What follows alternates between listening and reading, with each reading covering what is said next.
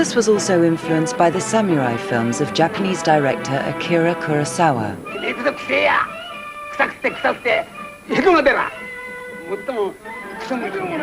I've said that there's been a lot of Kurosawa influences because I greatly admired Kurosawa, especially the film Hidden Fortress, which told a story from the point of view of two serfs, two slaves, peasants, who tag along with this famous general and a princess and, royalty. And the whole story is told from their point of view. And I like that idea. I like the idea from telling a story from the lowest person's point of view in the food chain.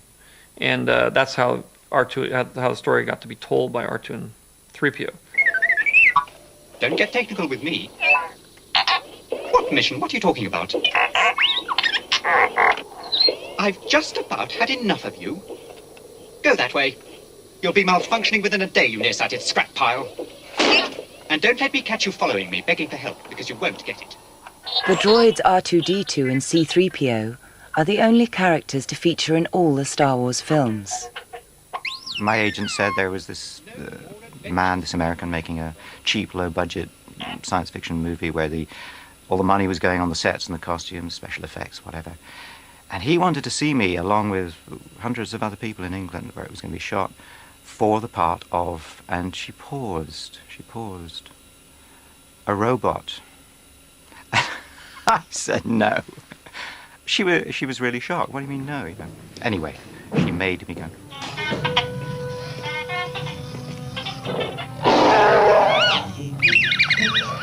I got a phone call from someone who said, would you be interested in a science fiction movie? And I said, yeah, what? And they said, well, you'd be running around in a hairy suit with a mask on. I said, what? So what else has changed?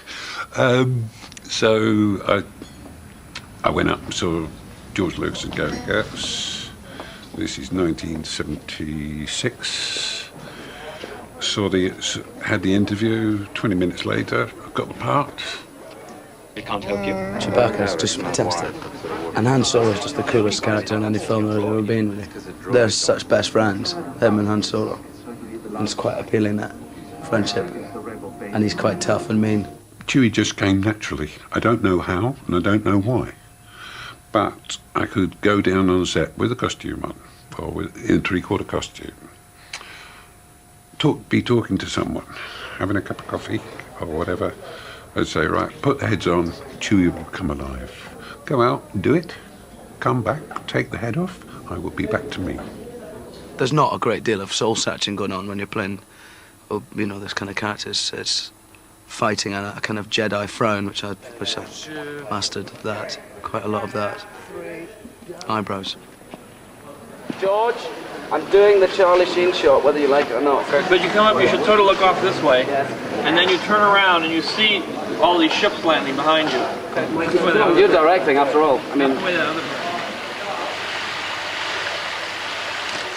It is not the greatest platform to project the most extraordinary performance. You're there to do a job that's very specific. It's about creating a character that's instantly understandable and serves the story completely. Some of the lines are absolutely impossible to say. But not too bad. I got off fairly lightly. I mean, Alec Guinness has got some cracking lines in this film. I don't know how he does them at all. But he gets away with it. Are you all right? What's wrong? I felt a great disturbance in the force, as if millions of voices suddenly cried out in terror and were suddenly silenced. I fear something terrible has happened. You better get on with your exercises.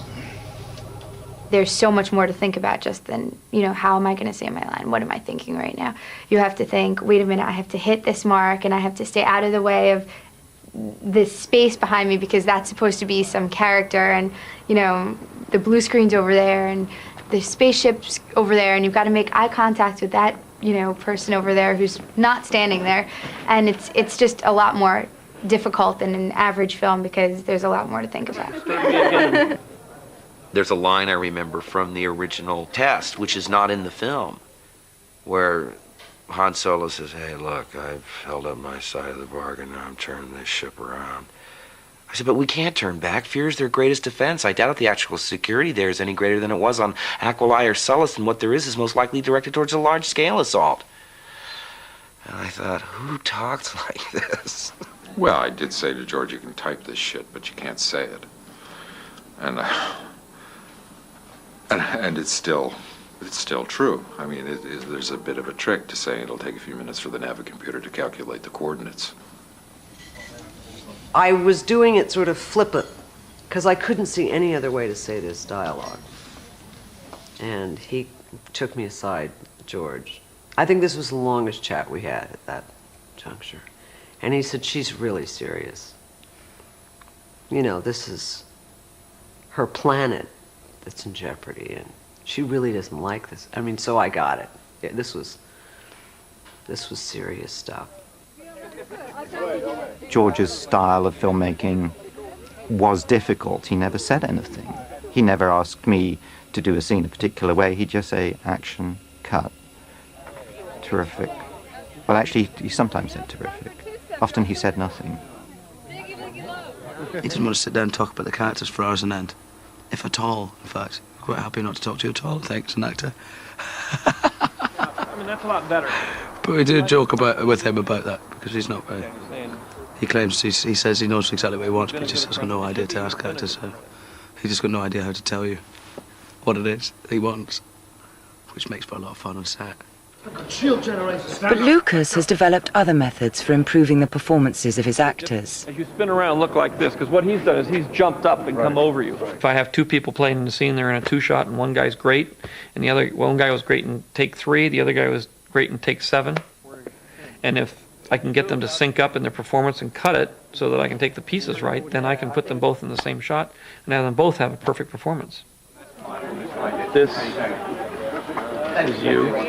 That's me there. I recognize the hunched shoulders immediately. It's pretty much the same mix of cast in terms of awareness. I've tried to cast actors that aren't instantly recognizable. It'll be like that. You know, some people will be vaguely aware of Liam, but most 12-year-old boys won't. They'll never seen him before. Difficulties with his British crew and the special effects had made the experience of making the original Star Wars too stressful for Lucas, and so he looked to other directors for the sequels The Empire Strikes Back and The Return of the Jedi. The Phantom Menace is the first film he has directed since 1977. Let me ask you a question. Were you seriously thinking of not directing Star Wars? Which, this one? When we were all saying, oh, George, you got to direct it yourself, and you, oh, I don't know.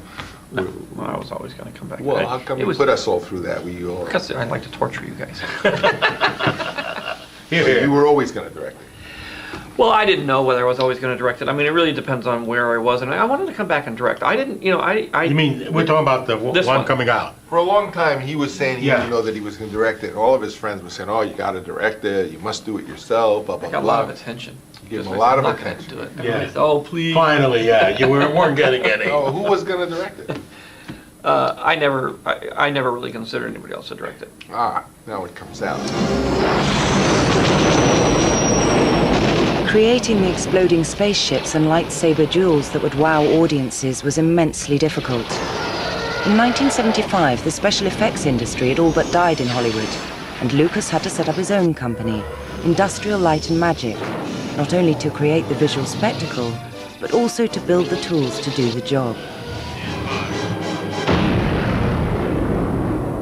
The skill and the capacity that was developed to generate the special effects was beyond anything that anyone had seen up to that time. And the effects used in a way that had never been attempted before. Real storytelling with effects. It was just matter-of-fact stuff. When you think of Luke Skywalker first getting into that little hovercraft thing, you know, it was like getting into a car, driving to the next set of traffic lights, you know. There was that wonderful throwaway quality of this fantastic kind of other world.